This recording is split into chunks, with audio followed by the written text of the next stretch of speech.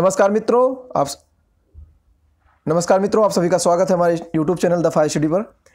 Friends, आज आपका शिक्षक भर्ती का पेपर हुआ है और आज आपके जो करंट अफेयर्स के इम्पॉर्टेंट प्रश्न हैं उन पे हम चर्चा करने वाले हैं कि उसका उत्तर सही कौन सा होगा। बहुत से सारे लोगों ने प्रश्न गलत कर दिए हैं। आपका पेपर बहुत ज़्यादा मॉडरेट भी नहीं था, बहुत ईजी भी नहीं था, मीडियम क्लास का पेपर था। अच्छा पेपर आया था, हम कह सकते हैं अच्छा पेपर था।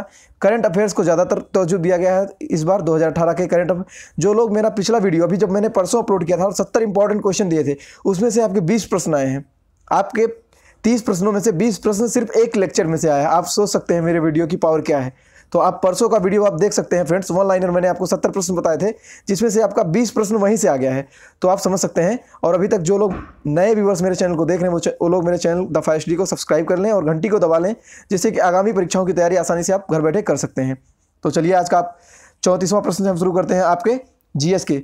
तो आज का आप जो देख रहे हैं 34वां प्रश्न आपका है कि भारत के 23वें मुख्य निर्वाचन आयुक्त कौन है।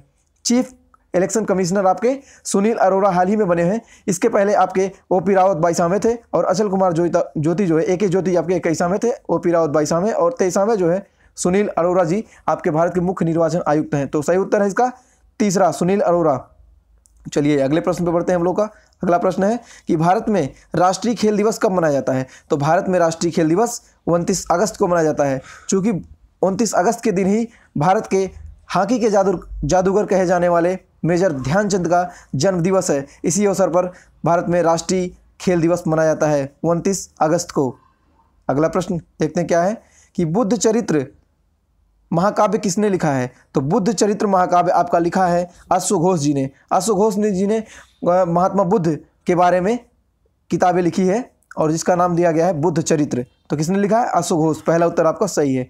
अगला प्रश्न आपका कि विश्व पर्यावरण दिवस 2018 का थीम क्या था, मतलब विषय क्या था। तो दोस्तों पहले जान लीजिए, विश्व पर्यावरण दिवस आपका 5 जून को मनाया जाता है और 5 जून को मनाने के कारण जो इस बार जो 2018 में इसका थीम था वो था प्लास्टिक प्रदूषण को कम करो। प्लास्टिक प्रदूषण को कम करो, इसका थीम हो गया आपका चौथा वाला। देखते हैं अगला प्रश्न। Global happiness index GHI global happiness index 2018 के अनुसार भारत का विश्व में कौन सा स्थान था। तो भारत का खुशहाली में जो था 133वां स्थान 133 2018 में 133 रैंक था। तो इसका तीसरा पार्ट सही हो जाएगा 133। आगे बढ़ते हैं। नाथ पंथ नामक संप्रदाय के प्रवर्तक कौन थे। तो इसका जो सही उत्तर है वो गोरखनाथ। जब नाथ पंथ जो संप्रदाय हुआ था उसमें गोरखनाथ ने चढ़ बढ़ के हिस्सा लिया था और उन्होंने इस संप्रदाय का अच्छे से केयरिंग किया था। तो इसका उत्तर गोरखनाथ हो जाएगा। इस समय उत्तर प्रदेश में गोरखनाथ मंदिर भी है जो कि गोरखपुर जिले में पड़ती है। अगला प्रश्न 40वां वाला देखते हैं। निम्नलिखित में से पूछा है आपका, निम्नलिखित में से कौन सा कर्नाटक का लोक नृत्य, आपको बताना है कि इसमें से कर्नाटक का लोक नृत्य कौन सा है।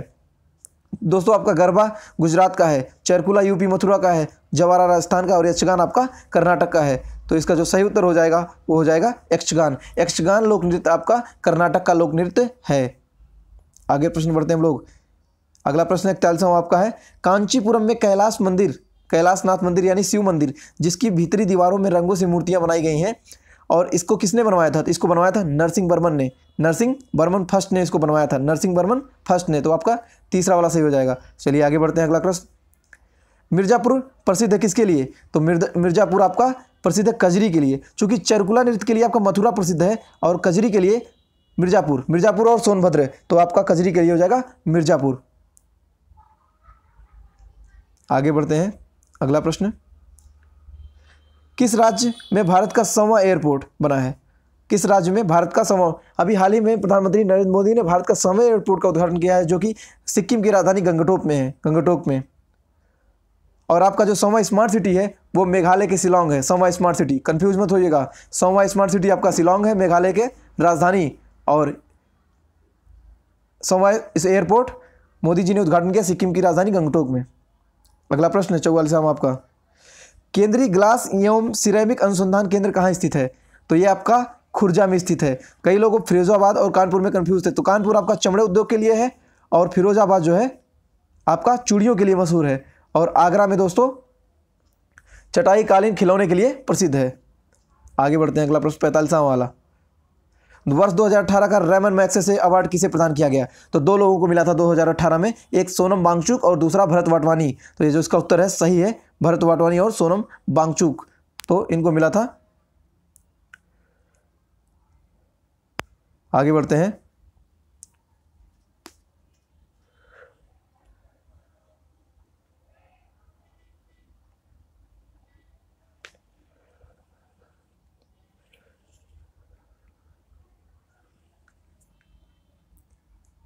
छियालीसवां प्रश्न है, उत्तर प्रदेश हिंदी संस्थान वर्ष 2017 का भारत भारती पुरस्कार किसे प्रदान किया गया? तो इसका जो सही उत्तर है वो है डॉक्टर रमेश चंद्र शाह को। डॉक्टर रमेश चंद्र शाह को उत्तर प्रदेश हिंदी संस्थान द्वारा 2017 में भारत भारती पुरस्कार सम्मान से सम्मानित किया गया था, डॉक्टर रमेश चंद्र शाह को। चलिए अगला प्रश्न है आपका 47 प्रश्न आपका है, निम्नलिखित में से किस क्षेत्र में नोबेल पुरस्कार 2018 की घोषणा नहीं की गई थी? तो नोबेल प्राइज दोस्तों इस बार साहित्य में नहीं दिया था। साहित्य में इसलिए नहीं दिया गया था क्योंकि मीटू कैंपेन जो चल रहा था, #MeToo, जिनमें महिलाओं का शोषण हुआ था और जो महिलाएं जिस पुरुष के साथ उनका शोषण हुआ उनके बारे में क्लेम करती थी मीटू अभियान के तहत, इसलिए साहित्य में नोबेल प्राइज नहीं दिया गया था। बाकी आपका भौतिक विज्ञान, रसायन विज्ञान, चिकित्सा और शांति में नोबेल प्राइज दिया गया था। मैंने आपको बताया, वो परसों वाली वीडियो में मैंने सब कुछ पढ़ाया, सब कुछ वहीं से आया है दोस्तों। अगला प्रश्न क्या था?